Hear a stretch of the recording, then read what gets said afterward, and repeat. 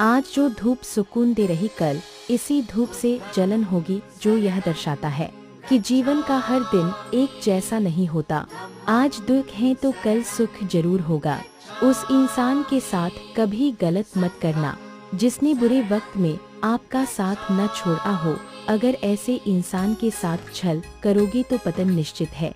रिश्ते उतना ही निभाओ जितना जरूरी हो।